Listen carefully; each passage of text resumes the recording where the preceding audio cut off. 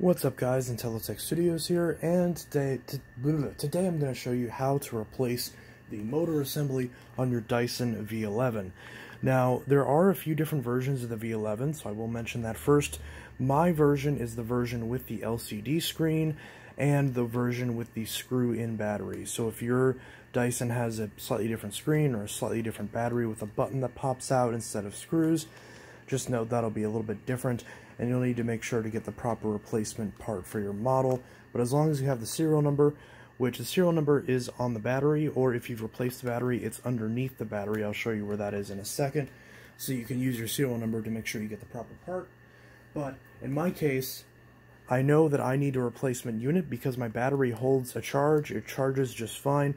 And when I press the trigger, it does activate the LCD screen, so I know the trigger isn't broken. And even if it was, that would also be part of the main assembly. But you can tell I can actually use this screen, but the machine is not actually being able to report the battery percentage, nor is it able to actually turn on, because it's supposed to, turn on when you press the power button. So what we're going to do is we're going to replace the main motor assembly, so that way we can get our V11 torque drive running again. So I've got a replacement part, genuine from Dyson. I actually repacked it for this video. I did actually test this off camera just to make sure that this does work. But once we unpack this, this is what the part looks like. So you can see it's the motor assembly. It's the exact same as my old one. And my unit also came with this little piece. So this includes a replacement set of screws, as well as a tool to put in the screws. Again, this is in the case of my unit, where my unit has the screw-in battery. If yours has a screw-in battery, then this will be what you get as well. So the first thing we need to do is logically take all of the parts off of the old machine. Put the camera down a bit. So we're going to take off the HEPA filter. We're going to open the bin. And then there's a little red button right underneath here. We simply press that, and that allows us to pop off the bin. And then finally we need to pop off the battery. So in my case, to make this a bit faster, I'm just going to unscrew these 3 screws. So there's one screw right here on the back, and then there's 2 screws underneath right here. So these are just basic number 1 Phillips head screws. So we just need to take these out, just like that. And I'm going to grab my magnetic screw tray, just in case. Oh, I already lost that screw. So I'm going to go ahead and reuse the new screws. Not reuse. I'm going to use the new screws instead of reusing the old ones. Ooh. Gotta be careful. Now these screws on the bottom go in at kind of an angle, so be careful. That one's not wanting to come out. That's not good. Okay.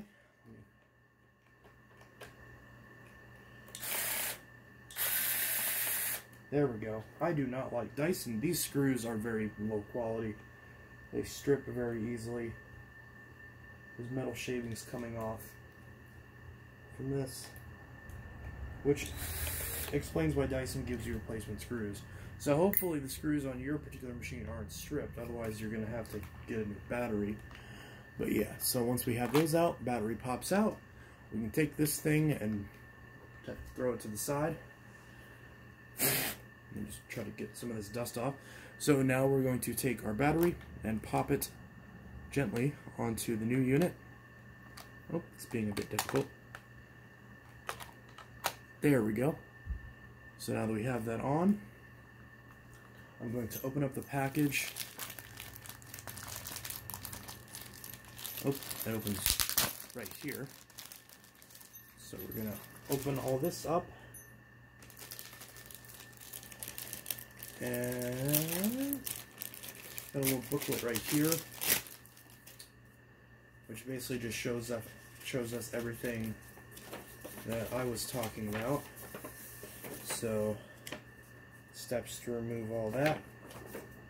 Okay, so now we're going to take these new screws. First we're going to take the 2 right here. Again, I dropped these on my carpet, so hopefully I'll be able to find the last one. Black screw on brown carpet does not mix well. Where did that screw go? It's right here.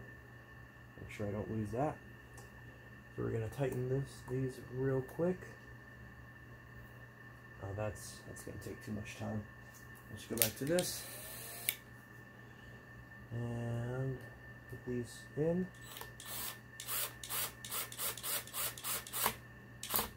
If you do use a drill, put it on the lowest torque setting.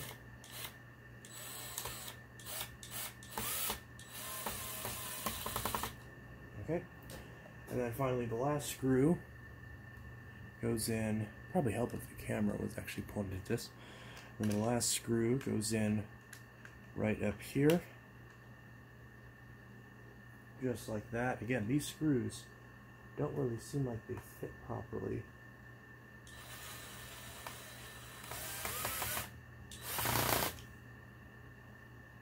Again, not a fan of that. That is in all the way. And let me just make sure to hand tighten it with this. I don't actually really recommend using a drill with this, because you could strip these very cheap screws. In fact, this little tool is stripping out the screws as well. That's not good. Okay, well, battery's in all the way. So, now we're going to grab our filter. By the way, if this isn't clean, if this isn't like completely white and it's dirty, now would be a good time to wash this, or ideally wash this before you order your replacement part so it's dry by the time it gets here. We're going to pop this on, click it into place, excuse me, and we're going to grab our bin, and basically this little guide piece slides in between the bin and this red flap right here. So see how it's, yeah, see how it slid in between there. That's what we want. And then we have to click it on and make sure it clears this baffle, just like that. Now we can close this up, and there we go. Our Dyson is back together. See, now it's accurately reporting my time. Put on Eco.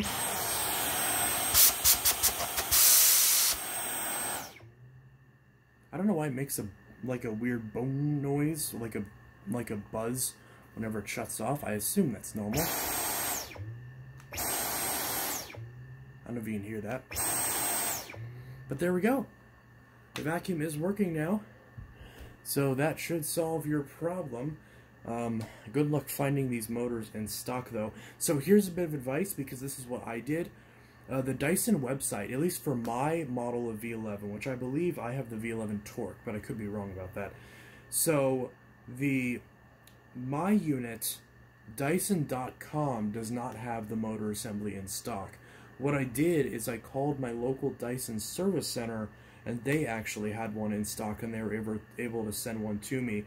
I literally called them less than 24 hours ago, and in less than, at least in the case of my local service center was close enough to where I managed to have this part in less than 24 hours. So, of course, depending on where you live and where your local service center is, and also potential shipping delays, your mileage may vary as far as how long it will take you to get the part, but it should just be a few days, and you should be able to get your machine back up and running. Now, normally out of warranty, I believe this part is around $120 out of warranty, and of course in warranty it'd be covered. So your mileage may vary, but yeah, so if your Dyson digital motor has failed on you, then that's how you'll know, and this is how you'd fix it. So yeah, this is Intellitech Studios signing out. I'll see you guys in the next video, and I hope you all have a good one. Peace.